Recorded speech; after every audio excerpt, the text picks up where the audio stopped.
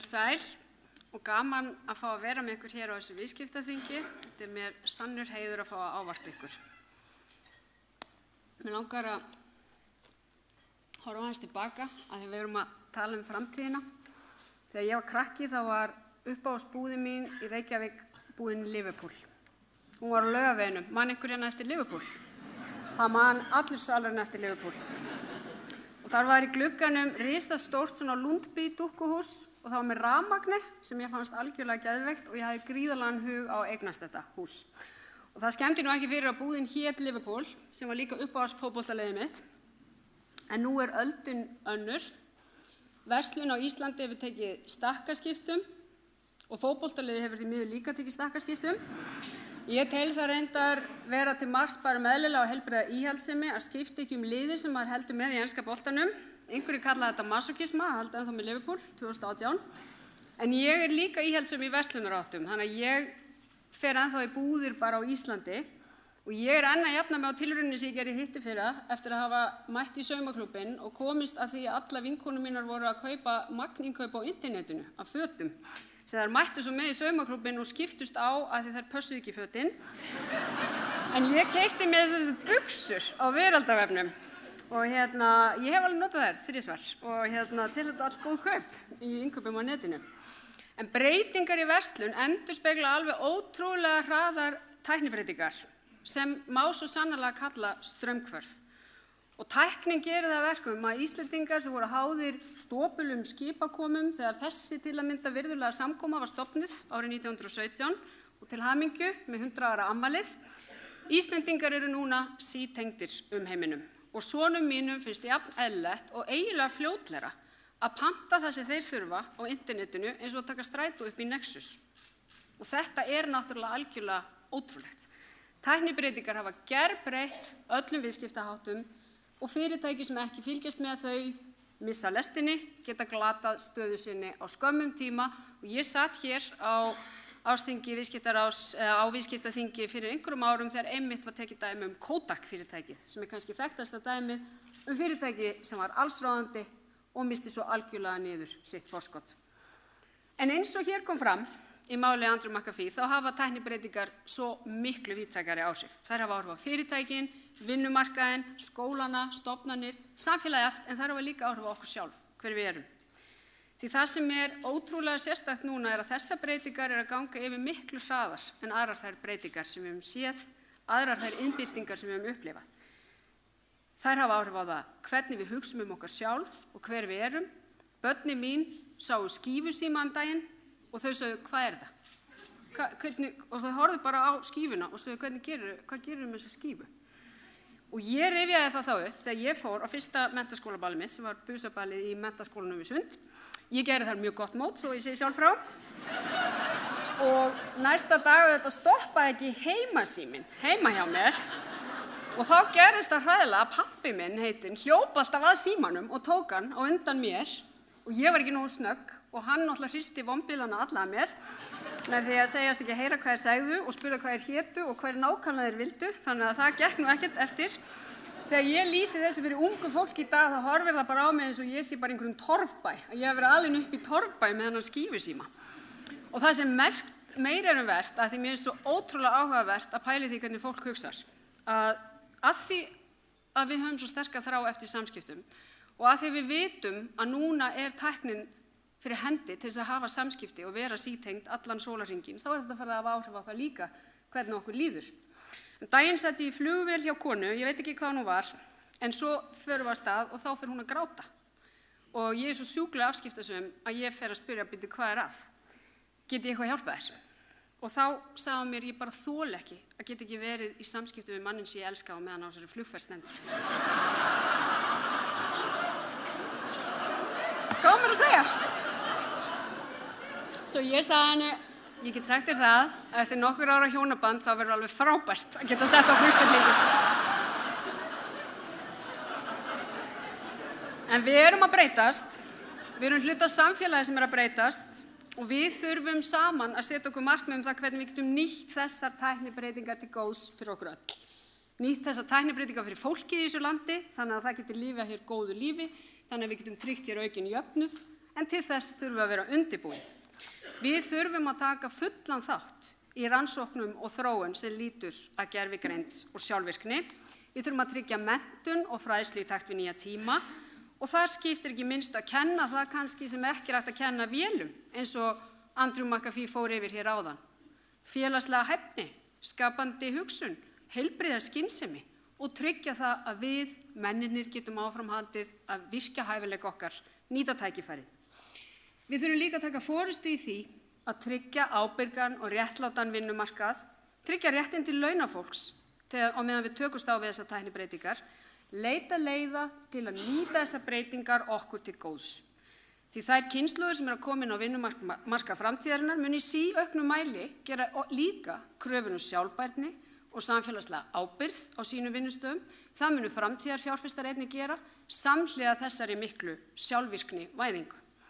Við þurfum líka að taka forystu í því að endurskoða löggjöf og regluverk samfélagsins til að mæta tæknibreytingum og við höfum sýnt að við getum tekið forystu. Og ég leyfi mér að vekja athygli á því að Alþingi Íslendinga var fyrsta þjóðþing heimsins til að samþykkja stuðning við alþjóðlegt bann við framleiðslu og beitingu sjálfvirkra vígvéla sem er ein á skuggarhliðum þessarar ótrúlegu hröðu tækniþróunar.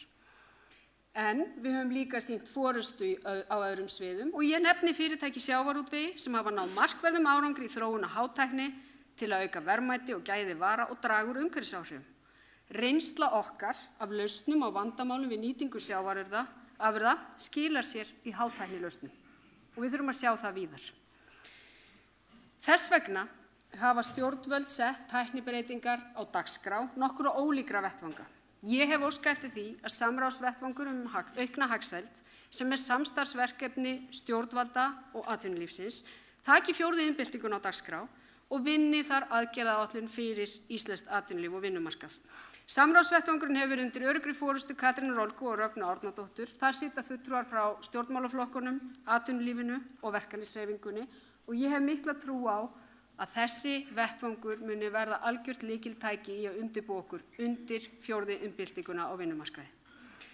Þá verður þáttur vísinda og rannsókna settur á dagskrá Vísinda- og tækniráðs, en eins og hér kom fram í máli Katrínar Olgu þá setur ný ríkisstjórn áherslu á nýsköpun og rannsóknir í stjórnarsáttmálanum og þar þarf að horfa til lengri tíma, gera áætlanir menntun frá fyrstu skólastigum, grunnrannsóknir og hvernig við getum tryggt að nýsköpun á þessum sviðum eins og raunar öðrum geti vaxið og dafnað hér á landi. Og að lokum er ætlun að setja á laggirnar svokallaða framtíðarnefnd á Alþingi. Hún verður að finnskri fyrirmynd en þar hefur í 25 ár verið starfandi nefnd með þingmönnum úr öllum flokkum sem einhvers konar hugveita fyrir finnska þingi framtíðarmálefni. Framtíðarnefndinni í Finnlandinu hefur verið ætlað að skapa umræðu við stjórnvöld tækifæri og ógnanir til framtíðar og senda reglulega frá sér vandað efni framtíðarmálefni. Og starf þessar nefndar hefur reynst mikilvægt við að horfa til lengri tíma þegar kemur að þróun löggjafar, forgangsraða markmiðum og þar held ég að við getum lært á nágrannaþjóð okkar Finnum og ég vonast til þess að þessi nefnd, ef vel gengur, verði fastanefnd á hinu íslenska Alþingi að loknu þessu kjörtímabili. Kæru gestir, við fögnum í ár 100 ára afmæli fullveldisins og eins og þið þekkið sem hafi nýlega fagnað aldarafmæli þessara samkundu og rifjað upp söguna af þeim sökum hefur alveg ótrúlega margt breyst á einni öld. En samt er það þannig, þegar við horfum inn í kjarna og skoðum hvaða þættir skiptu máli þá, þegar við vorum að berjast fyrir sjálfstæðinu, þegar Jón Sigurðsson setti rökin fram fyrir sjálfstæði íslensku þjóðarinnar, að það séu sömu þættirnir og skipta okkur máli nú. Sjálfstætt íslenskt menntakerfi, sjálfstæð verslun, sjálfstæð stjórnsýsla. Og það megin sjónarmið að það væri til hagsbóta ákvarðanir væru teknar nærri íbúunum sjálfum, en leið að það væri algjört lykilatriði að við sem hér búum á þessari eigum samskipti við aðrar þjóðir og okkar sjálfstæðu forsendum. Á 100 ára afmæli fullveldisins á þetta en við. Samskipti við aðrar þjóðir eru okkar lífeið. Við erum jú eyja. Tæknilega séð er hægt að skera okkur úr tengslum við umheiminn og við erum öll háð því að vera sítengt við umheiminn í gegnum fjarskiptakerfið og þær tengingar knýja áfram atvinnulífið, heilbrigðiskerfið, menntakerfið, stjórnsýsluna, allt samfélagið. Samskiptin er ekki aðeins í gegnum netið. Ísland á líka ótrúlega tækifæri þegar kemur á uppbyggingu flugþjónustu. þar sem við getum tryggt landfræðilega legu okkar við að bjóða upp á stuttan millitíma í millilendingu, milli heimsálfa. Það getur orðið enn ein stoðin fyrir fjölbreyttara atvinnulíf til framtíðar. Þessar tengingar skila líka möguleikum fyrir innlent atvinnulíf til að flytja út vörur á nýja markaði og lækka flutningskostnað til landsins. Tíðni tenginga eru verðmæti fyrir Íslands samfélag og við þurfum að halda í þessar tengingar og halda þeirri forystu sem við höfum náð meðal Norðurlandaþjóða á flugi til Bandaríkjanna. Því við erum þjóð sem hefur alltaf lifað á samskiptum við aðrar þjóðir. Í menningu, vísindum, viðskiptum, stjórnmálum, við lifum á því að tengjast öðrum. En rétt eins og þegar kemur að tæknibreytingum þá gerast þessir hlutir ekki af sjálfu sér. Það blasa hins vegar mörg tækifæri við Íslandi þegar kemur að samskiptum og tengingum við umheiminn, en til þess að við getum nýtt þau tækifæri, og nú kemur orð tveggja síðustu kosningabarátta, þá verðum við að hlúa að innviðunum. Það eru allir svo leiðir á innviðunum að það verða allir alltaf grænir í framann þegar maður segir innviðir. Við erum búin að tala þetta í stjórnmálunum í nokkur misseri. Því það við líka verið að tala nákvæmlega sama. Það að hægjast á hagvexti. Það eru til staðar tækifæri til að koma með innspýtingu í uppbyggingu án þess að skapa mikla þenslu. En við þurfum þá líka að vera reiðbúin að nýta þá fjármuni sem við eigum, eins og við töluðum mörg hverjum fyrir kosningar, til að mynda í bönkunum og láta þá fjármuni vinna fyrir fólki í landinu. Þetta hefur auðvitað verið deilt á vettvangi stjórnmálana. Og það skiptir miklu máli að við nýtum nú tækifæri til að læra af reynslunni. Við fórum illa að ráða okkar við uppbyggingu fjármálakerfisins við upphaf þessar aldar. Við hér inni þekkjum það líklega betur en nokkrir aðrir. Okkur hefur hins vegar tekist ótrúlega vel að leysa úr þeim áskorunum sem fylgdu hruninu. Og að því að við erum að tala um afmæli þá það 10 ára afmæli hrunsins í ár. Það hefur ekki hins vegar verið án fórna. Og við megum ekki gleyma því að þar hefur verið almenningur sem hefur fært stærstu fórninar. Og það mikilvægt að endurreist fjármálakerfi kalli ekki aftur á sömu fórnir og að almenningur fá að njóta þess árangurs sem endurreisnin hefur skilað til ríkissjóðs. Það eru til þeir stjórnmálamenn sem finnst mestu skipta að ríkið eigi allt fjármálakerfi. En ég segi ljúkum þeirri vinnu sem hér hefur staðið yfir við hina miklu endurskipulagningu fjármálakerfisins sem býr nú þegar við allt annað regluverk en það gerði fyrir 10 árum. Nýtum tækifæri framundan til að taka afstöðu til þeirra lykilspurninga til að mynda viðskipta- og fjárfestingabankastarfsemi, gagnsæi eignarhalds, hæfi eigenda og fleiri slíkar spurningar sem við verðum að spyrja okkur og eru ekki hluti af hinu samevrópska regluverki endilega. En það ekki forsenda þess að ljúka þeirra vinnu að ríkið eigi allt bankakerfið. Og það liggur fyrir í stjórnarsáttmála að ríkisstjórnin vill með skynsamlegum hætti draga úr eignarhaldi ríkisins og fjármálafyrirtækjum. Það heldur ekki skynsamlegt fyrir ríkið að bera megin ábyrgð á öllum helstu fjármálastofnunum landsins. Stóra verkefnið hins vegar að skapa stöðugt og traust fjármálakerfi sem getur mætt bæði þörfum fólksins í landinu, heimilunum í landinu og atvinnulífinu í landinu. Endurheimtur ríkisins eiga síðan að skila sér til uppbyggingar almannagæða, tryggja þannig að innviðir okkar séu nægjanlega sterk umgjörð til að fólki geti haldið áfram að skapa sér tækifæri hér á landi og skapa sér góða framtíð. Ef við frestum uppbyggingu innviða það hins vegar ávísun á lífskjaraskerðingu hér á næstu árum. Og við látum það ekki gerast og það getum við öll verið sammála. Fjárfesting í innviðum tryggir hagvöxt en eykur líka jafnræði meðal fólks því við treystum öll á þá. Kæru gestir, kolefnishlutlaust Ísland 2040 það stefnumál ríkisstjórnarinnar sem líklega vakið mesta athygli á alþjóðavettvangi, enda ekkert smámál. Þjóðir heims nær allar orðnar sammála það að takast á við loftslagsbreytingar og þar sem þjóðarleiðtogar hafa ekki áttað sig á mikilvægi þessa máls, þá sér maður jafnvel enn sterkari tilhneigingu hjá borgarstjórum, fylkisstjórum, vísindasamfélaginu og þeim sem eru málsmetandi í þeim samfélögum að halda þessu flaggi á lofti. Því þetta stærsta málið. Og kolefnishlutleysi gengur lengra athugið það en Parísarmarkmiðin sem Ísland hefur undirgengist. Og til þess að þessu metnaðarfulla markmiði náð, og við skulum átta okkur á því að þjóðirnar í kringum okkur eru allar að setja sér svipuð eða sambærileg markmið, þó að flest ætla að gefa sér aðeins lengri tíma, þá þurfum við öll að taka höndum saman. Stjórnvöld, almenningur, fyrirtæki, stofnanir, verkalýðshreyfingin, stofnanir samfélagsins, vísindasamfélagið. Þess vegna hef ég líka farið þess á leit við samráðsvettvanginn okkar aukna hagsæld að hann taki til sérstakrar umfjöllunar hvernig allir þessi geirar, en ekki síst viðskiptalífið, vinni sameiginlega innleiðingu þessara stefnu kolefnishlutlaust Íslands. Hluti þess að draga úr losun gróðurhúsalofttegunda sem verður krefjandi verkefni, en markmiðinu verður ekki náð nema við ráðumst einnig í mjög markvissar aðgerðir á sviði bindingar með breyttri landnotkun til að mynda með endurheimt votlendis. En ég algjörlega sannfærð það, ekki síst eftir að hafa hlustað á ýmsa leiðtoga í erlendu viðskiptalífi á ráðstefnu í París í desember síðastliðnu, að þarna felist líka gríðarlegt tækifæri fyrir íslenskt atvinnulíf. Að selja fisk frá kolefnishlutlausu samfélagi, landbúnaðarafurðir, hugvit, hver vill ekki taka þátt í svona tækifæri? Við höfum tækifæri til að vera leiðandi og við höfum að nýta okkur þetta tækifæri, við höfum að stökkva á þetta tækifæri. Eitt stærsta verkefni mitt sem forsætisráðherra á stuttum tíma hefur verið að hefja nýtt samtal við aðila vinnumarkaðarins þann sameiginlega grundvöll sem við þurfum að skapa, stjórnvöld, verkalýðshreyfingin og atvinnulífið, og það verkefni snýst að skapa ábyrgan vinnumarkað, tryggja öflugt velferðarkerfi, tryggja hagsæld okkar allra. Og þar höfum við sett ýmis verkefni af stað og við sjáum nú þegar fyrir endan á einhverju þeirra. Í þessari viku mun starfshópur skipaður aðilum vinnumarkaðarins og fulltrúi ríkisins skila okkur tillögum það hvaða breytingar hægt að ráðast í þegar kemur að því að ákvarða laun æðstu embættismanna ríkisins. Ég sannfærð að við þurfum að ráðast í breytingar á því fyrirkomulagi sem virðist alltaf valda ólgu í samfélaginu í hvert skipti sem úrskurðir eru felldir kjör æðstu embættismanna. Við þurfum að færa okkur í átt að því fyrirkomulagi sem tíðkast annars staðar á Norðurlöndum. Það lykilatriði til að tryggja hér aukna sátt á vinnumarkaði. Og þessi starfshópur mun skila sér í þessari viku og við munum kynna þær tillögur þegar þær berast og vinna að þeim í kjölfarið.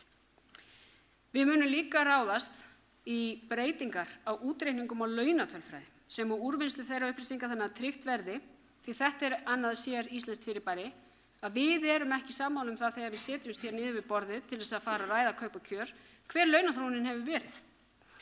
Og ef við getum ekki einu sinni byrjað á því að vera sammála það hver launaþróunin hefur verið, þá verður mjög erfitt að ná saman það hver kaupmáttaraukning eða launahækkanir eiga að verða. Þannig að við þurfum að byrja á þessum grunni og þar líka búið að setja af stað vinnu. Við höfum ákveðið að breyta hlutverki þjóðhagsráðs, þannig að félagslegur stöðugleiki verði hlutaverkefni þess, ekki eingöngu efnahagslegur stöðugleiki, því í velferðarsamfélagi hlýtur þetta tvennt að fara saman. Og þessar tillögur höfum við kynnt aðilum vinnumarkaðarins og ég vonast til þess að það leiði til þess að þar muni allir setjast við borðið, þannig að við getum saman tekist á við það að skapa hér stöðugleika bæði á hinu efnahagslega og félagslega sviði. Og við viljum áfram rækta þetta samtal með það að markmiði að ná fram breytingum þannig að við getum saman gert vinnumarkaðinn ábyrgari, komið í veg fyrir félagsleg undirboð, mansal, svarta atvinnustarfsemi og leið viljum við eiga samtal félagslegar aðgerðir. Ég nefni þar sérstaklega uppbyggingu á húsnæðismarkaði, lengingu fæðingarorlofs og hækkun greiðslna í fæðingarorlofi sem og uppbyggingu menntakerfisins fyrir okkur öll. Að lokum ágæta samkoma langar mig að segja ykkur eitt. Það mjög merkilegt að mörgum erlendu fjölmiðlum finnst það eiginlega mestu stórtíðindin þegar þeir ræða við mig að ég sé kvenkís. Og þeir segja, kæri forsætisráðherra, þú sem ert kona, þetta hlýtur að sýna að Ísland einhvers konar jafnréttisparadís, það ekki svo? Þetta reyndar alltaf karlkyns fjölmiðlamenn, gaman að segja frá því. Og svo verða þeir alltaf rosa skrýtnir í framan þegar ég segi að til þess að Ísland geti kallast jafnréttisparadís þá þyrftum við að fá svona 35 konur í röð sem forsætisráðherra. Þeim finnst ég greinilega taka aðeins svo mikið rými og vera aðeins svo frek til fjárins. Og ég veit það að alla konur í salnum vita að það alltaf best þegar þær taka ekki of mikið pláss. Eða þannig. Auðvitað, og ég verð að segja það að því Katrín Olga nefndi hérna MeToo-byltinguna. Hún hefur skipt gríðarlegu máli. Og hún ekkert endilega þægileg. Hún getur meira að segja að vera mjög sársaukafull. En leið hún til mikils gagns því hún afhjúpar það samfélagsmein sem kynbundið ofbeldi og kynferðisleg áreitni. Og ég ætla að segja það að mér finnst til að mynda þau viðbrögð sem við sáum frá vinnumarkaðnum, bæði atvinnurekendum og verkalýðshreyfingunni, stofnunum og fyrirtækjum á sameiginlegum fundi þar sem þetta fólk kom saman og undirritaði yfirlýsingum það að það ætli að takast á við þetta samfélagsmein Mér fannst það til mikillar eftirbreytni. Og mér fannst það sýna að okkur alvara með því að taka á þessum vanda og búa þannig hnútana að við lærum eitthvað af þessu. Því þetta snýst ekki að hengja einstaklinga upp á staur, heldur að við sem samfélag tökum þessa breytingu inn í hjörtuna okkur. Og ég hef fulla trú á ykkur sem eru hér með mér í dag, að við séum reiðubúin í það verkefni og þar skiptir gríðarlegu máli hvað stjórnendur í íslensku atvinnulífi gera og hvernig þau breyta. Það skiptir mjög miklu máli. Kæru gestir, ég þakka fyrir þetta tækifæri til að fá ávarpa ykkur. Ég þakka fyrir tækifæri til að fá eiga samtal hér á eftir og ég vona að við getum áfram átt gjöfult samstarf og hef fulla trú á því gott samfélag helst í hendur við öflugt atvinnulíf. Kærar þakkir.